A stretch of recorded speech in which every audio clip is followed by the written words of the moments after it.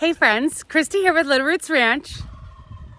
The turkeys are kind of far away, but I think you heard them. Anyways, today is May 15th, and I thought that it would be perfect for a mid-May tour of the garden. I know that, a lot of you enjoy seeing kind of where my garden's at or what I'm working on, and I'm always trying different experiments and stuff like that. And but of course there is no, or for the most part, there are no hard rules as far as gardening. If your plants are a little bit ahead of mine or behind mine, or if your planting date was different or anything like that, no worries at all. But I'll show you what I have going on. Now, we've been having unseasonably warm weather, which has been, well, last weekend was a little much. I need to get used to the warm weather first. But the plants have been loving it. And I've been joking with myself about being a flower farmer, mostly because, do you see all the flowers on these strawberries? I love them. I'm so excited. Of course, flowers means that berries are coming soon, and berries are amazing. So to give a quick recap on the garden, so I have basically where I'm at now, which is up by the house, will eventually be a you pick fruit, like walk through nature area for families, individuals, basically anybody who wants to come and be in nature and enjoys fruit, which is, well, I think everybody, but and so I'm working on developing my personal garden more in the back, but I am really behind on that. Oh, side note, if you didn't see my Instagram or my Facebook, I'm back home. There was a flood in January. Long story short, it's been a really rough first half of the year, but I'm looking for things to get back to normal. So anyways, so in here you're gonna see every bed will have berries, but then I also have my vegetables mixed in, and I really like that concept. I've always been a big advocate of planting things in like a dense manner. Now you have to make sure that you're staying up on watering and giving lots of nutrients. I always ferment stinging nettles in water. I have that actually in my, there we go, my hothouse, and I'll show you that when we go in there. Excuse me, but that's basically the only fertilizer that I use. I do random things, like I just preserved a bunch of spinach, and so I had the water from blanching those, and I put those in the garden and things like that. But I really try and be as closed loop as I can, of course. But anyways, so let me show you the garden. So the first sections are pretty much a lot of it is strawberries. I think I planted this year 1,000 strawberry starts, so lots of strawberries, zero complaints from me. But you can see here, that's a zucchini I had just transplanted, but you can see these strawberries. And so of course this center gets bigger, and that's actually what will become the berry, and the leaves or the petals will fall off. But as you can see, there's lots of berries here, and then down at the other end is another zucchini. And then coming over here, again, more strawberries, and these are leeks. I know that one of you had asked me how I do my leeks, and because I really like the large white shank. I'm not sure that it makes a difference, but I heard that it's big in Eastern Canada or whatever, and so I started doing it too. Because anyways, so you'll notice these large holes that they're in, and so all I do is I take, let's see here, see these wood post things? They're probably about that big around. I just walk through and I use them as a very large dibbler, and I just wah wah wah as I walk along, and then I just drop the leeks in there. Zero dirt goes in, zero anything. You can also dig like a trench or anything like that. And so when I planted these, because I got the what are they called, sets, and I always mix that one up. They were, you get them at any local thing, and they're kind of smaller, and so they were barely actually sticking above. So what you see with the leeks is actually the leek itself, or the bottom of the leek where the root zone starts is actually about 5-6 inches down, and the dirt kind of fills in a little bit, and that's how you get those beautiful long huge white shanks, blanching them of course. So anyways, as you can tell, some of the dirt's starting to fill in. This one not so much, this one a little bit more. And then yeah, so those are growing. I love all of these strawberries. See, I was telling you about how the flower kind of falls off and it starts to produce a strawberry. That's a really good example here.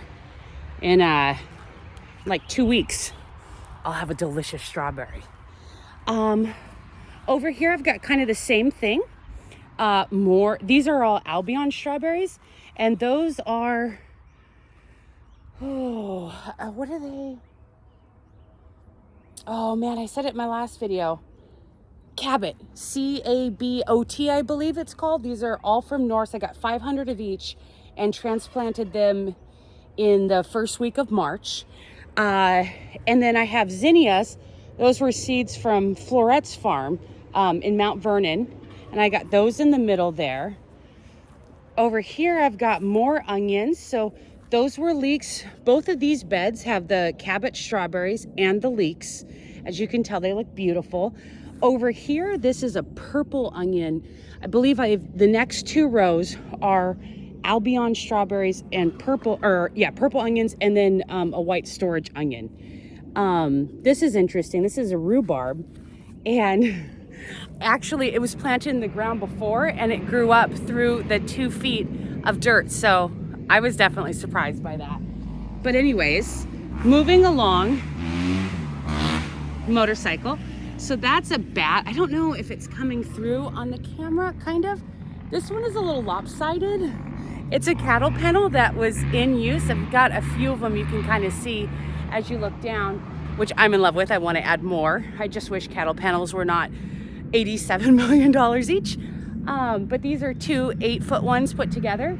And so on here, I'll have cucumbers. The next one, I will have the scarlet runner beans for the hummingbirds. And then the last 2 that are up right now are for sweet peas. And it's actually my first time growing sweet peas, so I'm really excited. I can't wait to smell them. I heard it's amazing, so I guess I'll find out. Over here, again, is another bed. Like I said, the very first rows is a lot of onion and strawberries. But just look at all these strawberries. This right here, you see the yellow, so beautiful. I'm sure there's probably 47 million bees on it. But this was, well, 2 things. One was a kale and the other was a bok choy that was there in the fall, a small plant in the fall, and I just let it go. You can see, maybe you can see that bumblebee right there. I don't know if you can see them, but this is frequented a lot by bees. And so this is what they look like when they go to seed. They first look like broccoli kind of, and then they get these yellow flowers, and then they'll grow into pods. I'll pull them at that point. I've got enough seed, but for right now, they're just feeding the bees, and I love the yellow. All right, so moving in, this is where we switch berries a little bit. And so to my, well, I guess you're opposite of me, but to my right, it is more, what's it called? Strawberries. And these are the storage onions. And I've got, they're not doing so great, but I just transplanted my, that one especially not, my cucumbers. And they got a little bigger than I would have liked before I transplanted them out. And then they needed to go because they don't like their roots messed with, but it was really hot. And so I was like, but I have backups that I can still replace with, so I'm not too worried. But anyways, to my left, which I think is your opposite, I've got my blackberries. So these are thornless triple crown blackberries in these 2 beds. And I do have it interplanted. You can see my spinach over there on the right-hand side. And then I've got beets through the left here. And then I've got some poppies. Thank you, boys. And I had seeded something on the other side. I don't remember. I'm also going to put celery. I managed to forget celery in the spring. And all that stuff. And celery is like 140 days DTM with days to maturity. And so I went ahead and just bought starts because I do want to have celery, but I'm just never going to have the time to start it. But anyways, so you can see, so these were given to me by a friend. And so these are the first year canes. And then of course it's starting to grow the laterals, and that's what will bear fruit. So I likely will not get, at least I believe, I will not get any fruit from them this year, which is okay. My spinach I've picked heavily, and it looks like they're starting to bolt, which is okay. They've given me a lot. And then here I've got my beets. I've got some yellow ones and some red ones going down there. And then I always plant random herbs in different places. So this is yet another rosemary that I'm going to try to overwinter. These are carrots. Here you can see kind of a row, and then there's poppies kind of all over. I sprinkled a bunch of seeds. Oh, the sun came out. Hello. But I sprinkled a bunch of seeds, and I've also got some calendula. I just love those flowers, and then also use them medicinally and for beauty. Their beauty, I should say. But yeah, I'm gonna go through and thin them later, but not right now because that seems crazy. Over here, these are again just the last two beds of strawberries and the white storage onions. I've got some roses. There's a peony over there, rose over there, a dogwood tree. But basically I just try and make it beautiful and diverse and all that stuff. Sorry, this sounds crazy. I'll stand behind the camera. So these are my sweet peas that I'm hoping will grow up that trellis. And on the other side, I've also got more there. And then that's some parsley. This is a funny story. Those are purple potatoes. And those are the same story as the rhubarb. I had planted, they were in the ground. Well, actually, I did a video 1 or 2, I think 2 years ago, where I had planted them in January. And they're still going. Both of these beds, and actually all around, I've got, the leaves have crawled up 2 feet. So they're very hardy, I can tell you that. But anyway, so then we're entering the raspberry row, and they're just starting to get flowers. So you could see that bumblebee there, and there's one over there. Bumblebees are amazing pollinators. I know we give a lot of credit to the honeybees, but bumblebees really help with, obviously they vibrate and move around and stuff like that, but especially for like your tomatoes and peppers, things like that. Actually, almost everything is, they're self-fertile, but sometimes pollination is incomplete. Maybe, sorry, that same dirt bike, because the pollination is incomplete, and so you get like a misshapen fruit or whatnot. And so like commercial growers, they wouldn't use cattle panels, but they have the trellis system, the steel ones, and they'll actually walk down their row with a cane and hit the trellis system to jiggle all the plants, which mimics a big old chubby bumblebee flying around, and does a better job at pollination. But anyway, so I've got carrots here, you can tell, and a thistle. Those are strawberries, but they're native strawberries. So I'm interested. I've never grown those before. Those are my raspberries. I can see little fruits. So there's another little I've got tons of bumblebees here, tons and tons. And then these are my snow peas. Snow peas are my favorite. I think there's the sugar snap, the snow, and what's the other one? Oh, look at the bees. I'm not remembering, but those ones are my favorite. I feel like they're the most versatile for cooking every day, and then also like snacking and stuff like that. Okay, so now we're gonna get over to the blueberry section of the raised beds, and then the vegetable / raspberry section. So I'll show you that. So one thing to note on the blueberry is that I don't have many things interplanted, because blueberries love really acidic soil. So I had my soil tested last year or in the fall, and I don't remember what the pH was, but I needed to bring it down. So I got some elemental sulfur, which are those little green pellets that you can see, to help bring it down. I also used sand, which ended up being pretty rocky. I didn't love that, but that's okay because it had a lower natural pH than the compost that I used in most other or all the other beds. But I also, there's about 40 plants, and I purchased these from Norse, same with my other ones, and they're just starting to get their leaves. And those were planted, I think late April. So that's kind of all these beds going back there. And then of course some sweet peas, and I've got some zinnias mixed in, and I do have pumpkin seeds. I tried not to plant a lot of stuff because the soil hopefully will be, I'll have to get a soil test again coming this coming fall, but it should be too acidic for things to really love their environment. But now we'll go over to the forest. So this is my garlic, and this garlic, it grows amazing. I can't remember where I bought it. I bought it, so thank you, boys. Yes, they're so cute. I bought it several years ago. It was actually a place in Washington called something Mountain, not Cloud Mountain, but like Mountain something.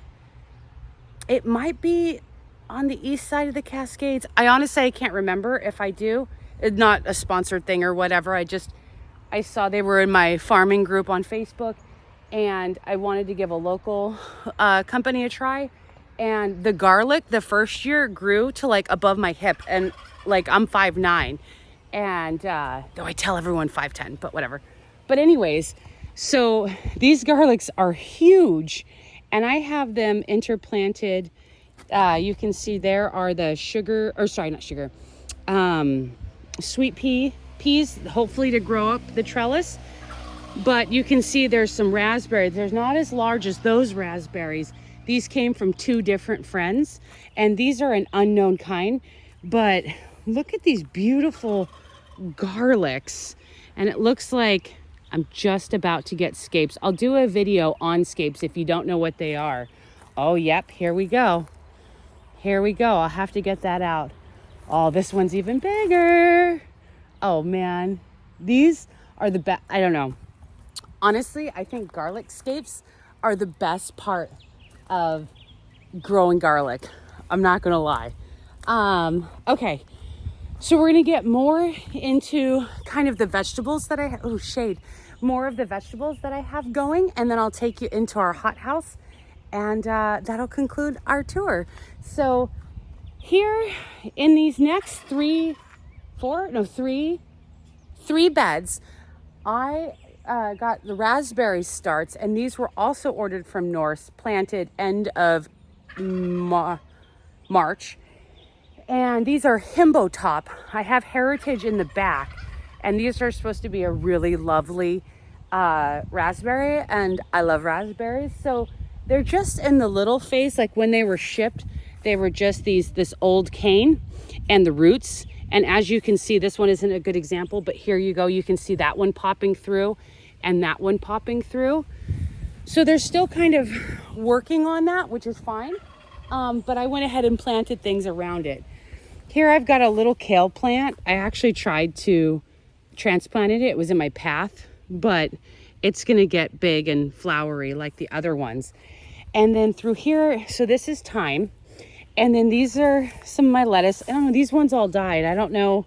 I must have had a crack or something like that under the soil where you can't really tell. And then this is my arugula and some bok choy. And these are Swiss chard. And I believe these are collard greens. Considering they're getting eaten, it would make me think collard greens, I love them, but they also make a great trap crop because apparently everything else loves them. And then on the other side, underneath the straw, those are my potatoes. I planted those, about the same time, I think early March, maybe just before, end of February. And I've got 3 different kinds in each of the beds. And it's, what kind are they? One's a German butterball. One's a mini one called banana pineapple or I don't know. And then a Nolan red, something like that. I haven't grown that one before, but yeah. So that's this bed, and obviously my succession planting. And right now we're in the shade of a huge cottonwood tree. Very beautiful. And hi, turkeys. Yes, they can hear you. Okay. And so to try and give them a break, but in the middle of summer, I'll have something else going in there or start for my fall and overwintering crops. So moving on to the next bed, I've kind of got the same thing. So this row right here is all sprouting broccoli. And I love sprouting broccoli. I don't think a lot of people grow it. And yes, I do need to mow my pathways. But I think people get discouraged because 1, it's really sensitive to temperature fluctuations. But 2, it puts off like a small little thing and people are like, what is it? But you have to keep trimming it and it'll like keep growing and get bigger. And like, you have to get used to growing it. But I always recommend it to newer gardeners because when you grow broccoli, some people have no problem, but most people struggle with getting like a huge head of broccoli for a variety of reasons. They're heavy feeders, they're temperamental, just all these things. They're very sensitive to like temperatures, like if you're starting them inside the house or whatnot. And so if you baby this plant for, several months or whatever, and then you get like a tiny little head, then that can be really discouraging. Whereas sprouting broccoli, I feel, is much friendlier because they continue to produce and you can kind of eat them at any stage. The leaves on all of them are edible and they start producing quicker, and like you already know you're getting smaller heads, so like like the Rob or whatever. But anyways, so then in the middle again I've got those raspberries I was telling you about, the himbo top that's in all 3 beds, and then these are some more potatoes, path I need to mow, and then these are cauliflowers. I love my cauliflower, so both rows are cauliflower. I'm a brassica monster. I really love everything brassica, cold crop, whatever. And so I planted a lot of cauliflower because we eat a whole bunch of it. And then in the middle are the raspberries. Now, excuse me, you'll notice I have a lot of things in close proximity, but it's also about kind of planning your garden as far as where things are at now and where they'll go in the future. When this is a truly established raspberry bed that is bustling and almost, 4 feet wide of, not necessarily, but if left unmanaged, of cane, then I wouldn't have necessarily the extra room to plant all this stuff or plant it as closely.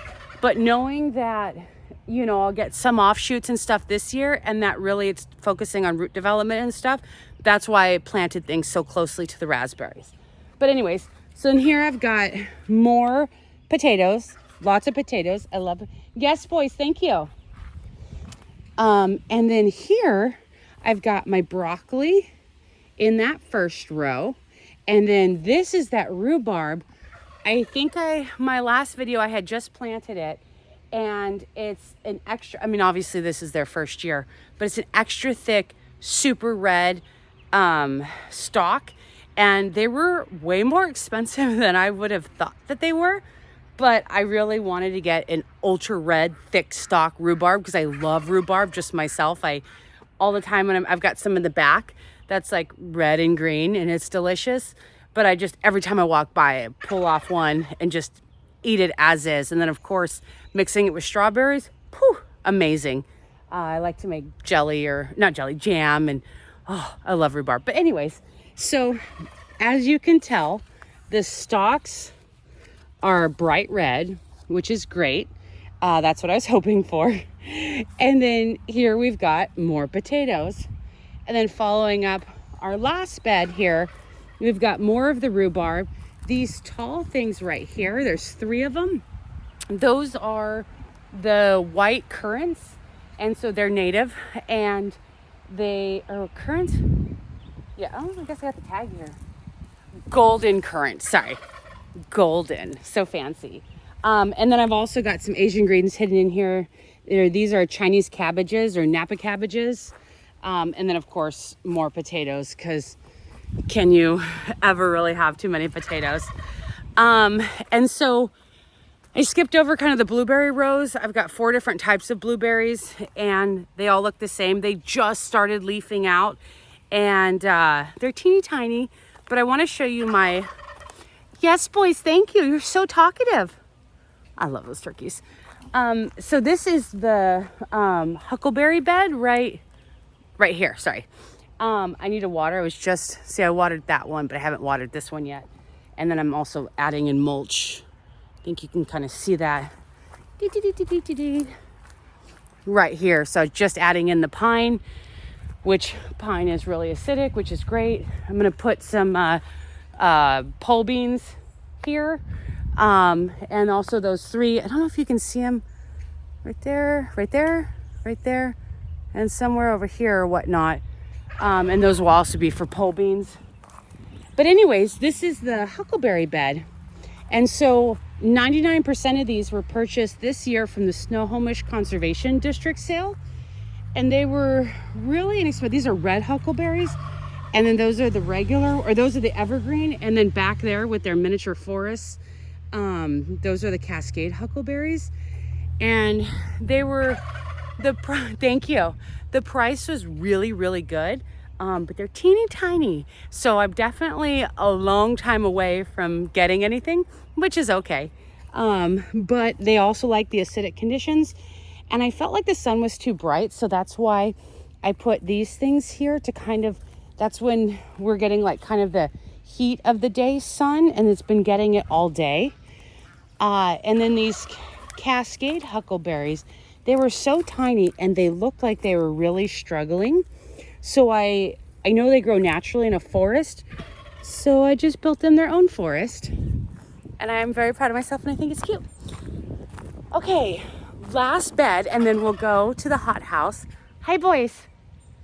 Hi, do you want to say hi? Camera shy.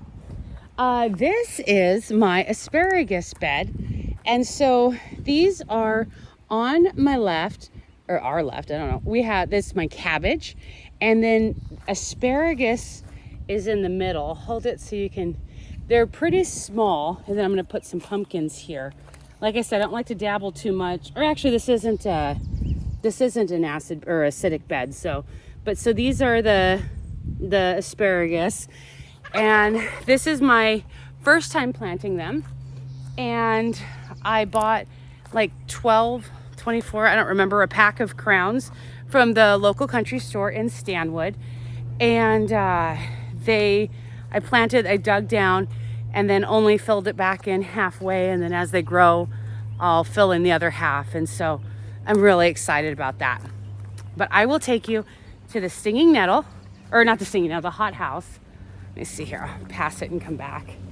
I don't like to go through there because all the flowers. And if I cause too much of a ruckus, then the bees will get mad at me. Okay, so this is the hothouse, ta-da, also known as where I start everything. So this is down here, the early spring when, what's it called? When not the Amazon box, when the stinging nettle was just coming in, I filled it all the way to the top with a bunch of stinging nettle and then water and let it ferment. And so I just would stir it every day. It's warmer in here, it's heated at night. I'll show you that in a second. And then I use this really advanced gardening tool, aka a shell. And every time I water these plants, I just put a little bit of it, because you want like a 1 to 10% dilution or whatever. And I just dilute, what, I don't know the word, but to be diluted 1 to 10. And so that's what I do. But anyways, I'll show you. So these are dahlias from seed, and I bought these also from Floret. But I wanted to get another bed in, but I haven't, so they're just sitting here.